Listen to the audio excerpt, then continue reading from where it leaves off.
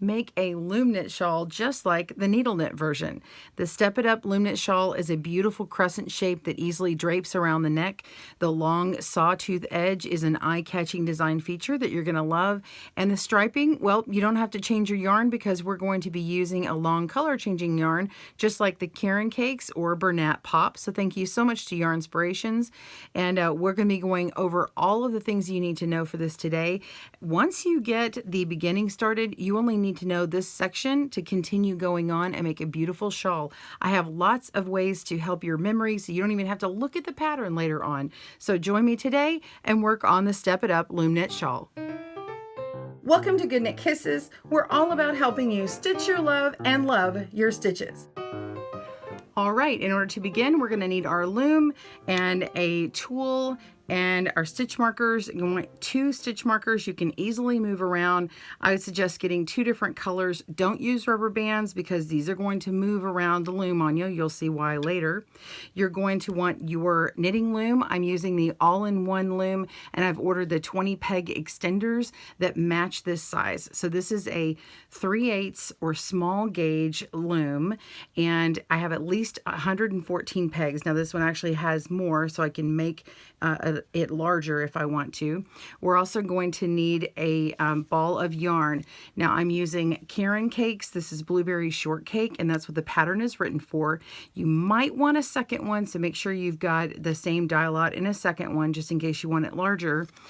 You can also use Bernat Pop, which is what this sample is worked up in here. It's slightly larger gauge.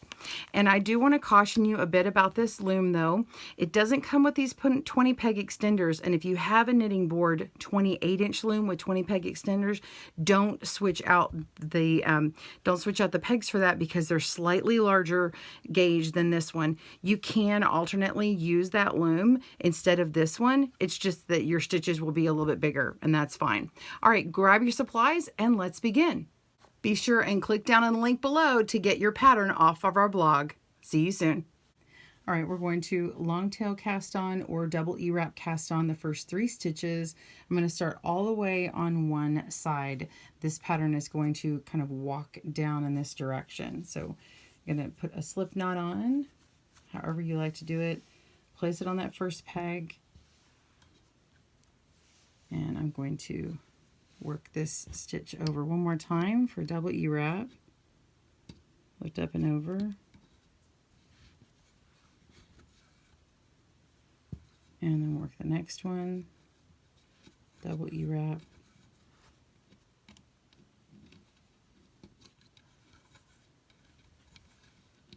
and the next one. So we've got 3 on our loom, and now we want to add a stitch on this row. We're going to be working in the opposite direction, and in order to add a stitch and keep all the stitches continuing on this side, I want to move the stitch. So I'm going to wrap it first, okay? Lift up and over, and then pick it up and move it over and place it. And then now we're going to knit the next one, lift it up and over and place it. So we have knit 2 stitches, and now we want to yarn over. We're actually going to do an E-wrap yarn over. So we're wrapping it just like an E-wrap and then leaving it alone. And then we want to knit this last stitch, and it's an E-wrap. So this is an E-wrap knit. And now we have 4 stitches on our pegs. Now we want to work in the opposite direction for our next row. So bring our yarn to the front, and we're going to purl across, and we want to move these last 2 stitches and put a yarn over before the last 2 stitches. So we're going to purl 1, and then purl 2, the second one. And then we need to yarn over. So in order to do that, we're going to pick up this very last stitch and move it over 1. And then pick up the second to last stitch and move that over 1. And then we're going to yarn over E-wrap. Okay. And then we're going to purl the next stitch and purl the last stitch. And so you should have 5 stitches on your loom. Now we're going to work in the opposite direction again and knit, but we still want to put on a yarn over 2 stitches in. So what do? We're going to knit that first stitch and move it over, and knit the next stitch and move it over, yarn over, and then E-wrap to the end. So now you can wrap a few pegs one after another, and you should have 6 stitches on your loom. You're going to continue this method until you have 14 stitches. I'll keep working this out. So we're going to purl until we have 2 stitches left on this row, and we're going to move them over. So we'll move the stitch, move the next stitch, yarn over, and purl to the end.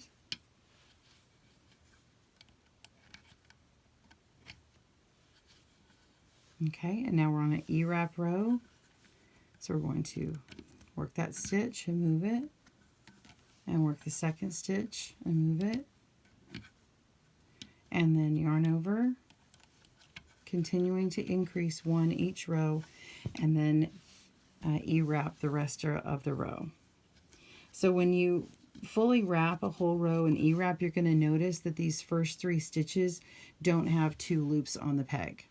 Okay, so you know that you did it right. If you go back and you lift this last one up and over and you realize that you have more stitches down here or more wraps down here, then maybe you didn't do the increase before, and that's a good indicator. So I'm going to continue going along, and you do your purl row. So at the end of each purl row, purl until you have 2 stitches left, move your stitches, and yarn over increase. And then when you begin your knit row right after, you can knit and move the first 2, and then yarn over to increase every row. Pause your video and come back when you have finished putting on the 14th stitch. See you soon. All right, so you have 14 stitches and you should be on your 12th row and beginning on this side. This is where I would purl. Now we're going to bind off purlwise. So we want to work the first 6 stitches purling them, or you can bind off purlwise by binding off as you normally do. Instead of knitting, you're going to be purling, but I'm going to teach you a little hack right here to make it easier. So you're going to actually bind off as many stitches as you need plus 1, and then I'll show you how to move the stitches over. It's a really quick way to bind off. But first, I'm going to show you a way to indicate how many stitches you need to do. Because sometimes in binding off, you might say, oh, well, I already worked 6, but actually you only bound off 5. So let's go ahead and count over and mark where the 6th one is. So we're going to go 1, 2, 3, 4, 5, 6. Pick up this stitch here and place it, okay, and then put that right back on. All right, so we're going to bind off everything that's underneath here, including this stitch marker here. Go ahead and purl, and let's not make it too tight, just regular purl stitch, because this will be bound off and we don't want it all squished tight. So go ahead and work those. And if you have not bound off before, this is different. So if this is your first project ever, congratulations. This is awesome. That's your first one. Go ahead and work 1 pass where the stitch marker is. Go ahead and purl. It's going to get purled anyway, so even if you finished out up to the last 2 stitches, that would work too. So I'm just going to do a few here. So this is the way you normally do it. You normally would work 1 peg and then work the 2 peg and then move the 2 over to the 1, which actually we'll do right now. So move your 2 peg over to the 1, okay, and then you lift up and over and move the 1 peg over to that empty space, and now it is your next peg that you work with. So normally you would then start knitting or purling this next peg and do what you just did with the moving, but we've already worked all that yarn in the right order. So now you just need to pick up the 2 peg, move it to the 1, and lift up and over. Move it again to the empty peg. All right, take the 2 peg, move it to the 1. Okay, knit that off or work that stitch. Move it to the empty, continue going. You will just want to continue going until all of the stitches have been bound off and the peg that has a stitch marker is empty. All right, one more. And there we go. Notice you had to purl 7 of the pegs in order to get it, get the 6th one free. So we've got all 6 of these already done. You now have this bound off stitch. So before it looked like a triangle, and now we've got this little ledge on here. And so now we're going to be working back and forth again, except we're actually working in this direction when we are increasing. So we're going to be increasing stitches this way and then decreasing again these. So I'm going to go ahead and teach you one of the tricks here, which is to pick this marker up and we're going to put on the 6th one over. 1, 2, 3, 4, 5, 6. And so next time when we have to decrease, you'll know exactly where those are. So this is where one of the little memory hacks kicks in. Okay, so you're not going to do anything with this for a while until we're ready. All right, so let's finish out row 12 by purling until the last 2 stitches. So you will still continue to increase on every row, even on the row where you just decreased. So this side is always the decrease side, and this side is always the increase side. Okay, so now we're ready to move the stitch over.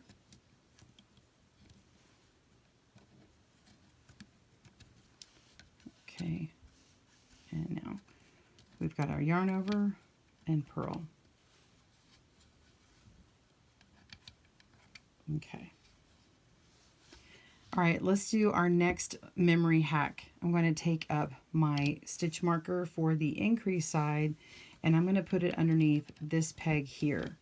And this peg is going to be my memory peg for later, and you'll see why. So just keep in mind that it's right here. And now we're going to begin our pattern repeat. So this is the next section of the video, and you may want to rewind this section again in order to get it. But this is really the part, once you've got the beginning, this is the part here that you are going to be performing over and over and over for the remainder of your project. All right, so we're just going to begin by increasing.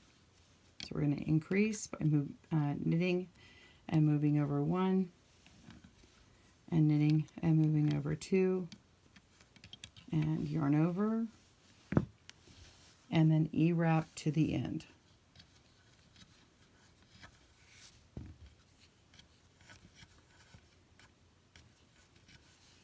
Okay.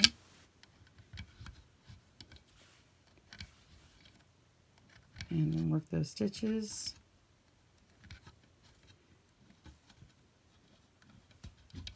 Okay, yarn to the front and purl to the last 2 stitches.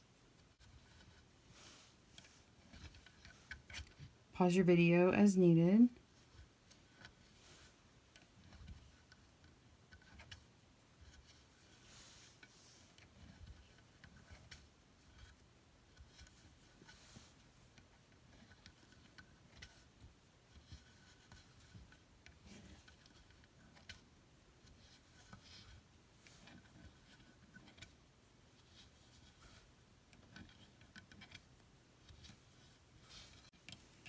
Okay, and move the stitch. Last 2 stitches here. And yarn over and purl to the end.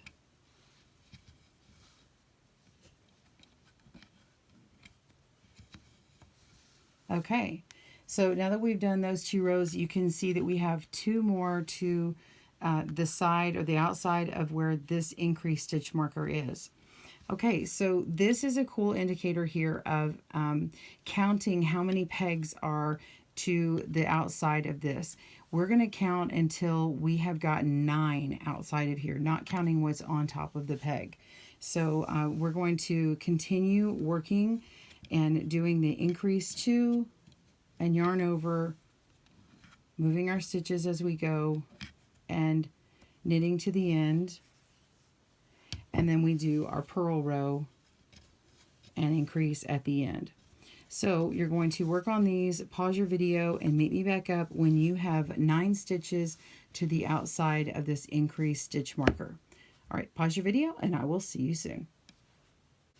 Okay, so what you've done, if you haven't realized it yet, is on the written pattern, you have worked up to the 9th row, and you have worked it just as your very first row, which is knit 2, yarn over, knit to the end of the row. So the 10th row, you're going to be binding off the first 6 stitches purlwise and purl to the last 2 stitches, and then we'll yarn over, increasing, just as we did at the end of that very first section we did.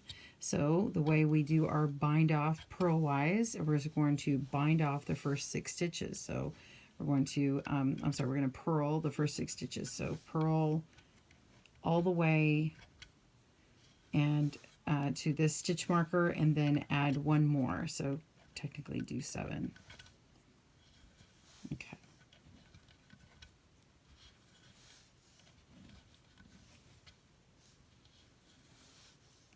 And if I've been going too fast since your first time purling, I do have a slower video on purling, but let me just stop by showing you slow. So put your yarn down below and scoop it up, making a loop. Take the old loop off and put the new loop on. And I should have done that at the beginning of the video. I'm sorry about that.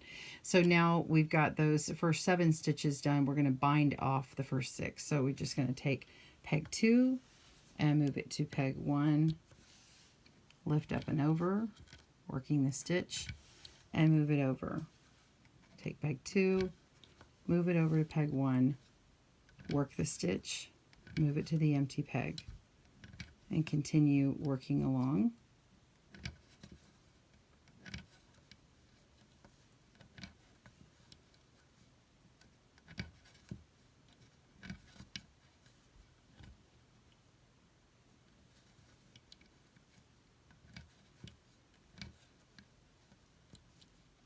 And after this last one, we have a peg with a stitch marker here, okay? So we can take this stitch marker and remove it and continue purling. Okay, purl. And now we have a stitch marker here. We can go ahead and pull this off. I'll show you what to do with that. And we're going to move it all the way down to the end where it's empty and place it here. Okay? You're actually going to be working right on top of that. Keep purling until you get to the 6th peg down. So 1, 2, 3, 4, 5. And this is the critical part of how we move our stitch markers, our increase and decrease stitch markers. We're going to pull that loop off. We're going to put our decrease stitch marker on at the 6th peg, okay, and continue working just as you normally would until you have 2 stitches left. This is what you'll do at the end of each round 10 where you're decreasing. Oops. All right, so now we're going to increase, move our stitches over.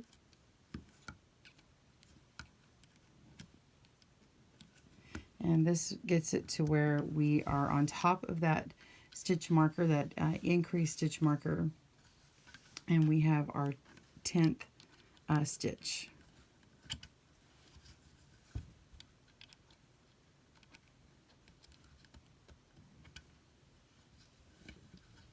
Okay.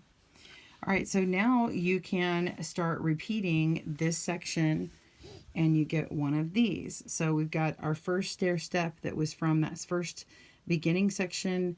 Then we have our pattern repeat, which is this stair step here. I'm calling this part a step because it's got that sawtooth step it up pattern, right? So you're going to continue repeating those rounds, or I'm sorry, you're going to continue repeating those rows, and it's going to start walking around the loom. This is the part of the video I want to show you how to kind of finish up yours. So here's an example over here. All right, so I've zoomed out so you can see my loom. This is more of the loom. We were actually working along this edge just now, and you can see a shawl that has progressed over here. For me, I actually originally cast on along this side here, and then that actually worked about 5 or 6 of these steps, and then it started turning the corner. And so as you can see, it progressionally keeps moving down. You see how this one's moved down here? It'll continue to move down, but it's going to grow and grow and grow. Eventually, there'll be about 114 stitches covered by the time I get to as many of these step repeats as I need. So the pattern is very versatile. The fewer repeats that you make of these steps, the shorter they are, like make a neck scarf or something. And then the more you make, the longer the wrap. If you want to make a longer shawl, you can easily calculate how many more pegs you need. The written pattern uses 26 of these repeats, which covers 113 pegs. So for each additional repeat, you'll have 4 more pegs. That's just the math of when they slide over and move like that. So all those notes are in the pattern. On this pattern note here, it actually talks about that here. And at the end of the pattern, you can see how you're going to continue repeating these 10 rows, and then until you get the 65 inches or those 26 repeats that I talked about. You'll bind off purlwise, which is the same thing that you already did. It's just that by the end of it, you'll end up having 1 stitch at the end, and so you'll just yarn over and cut your yarn over and pull through, and you'd be done, and you just have the beginning and ending tail to weave in. And that is all. So I hope that you enjoyed this tutorial here for making the Step It Up knit shawl. I really enjoyed making it on needles, and then the fact that everybody wanted to do it on loom. So thank you so much for that request. If you have other requests for videos, please comment down below and subscribe if you haven't. I hope you catch me every Friday here on GoodKnit Kisses. Have a great day and happy knitting and crochet. Bye everyone. Thanks for joining us today, where we help you stitch your love and love your stitches. See you again soon.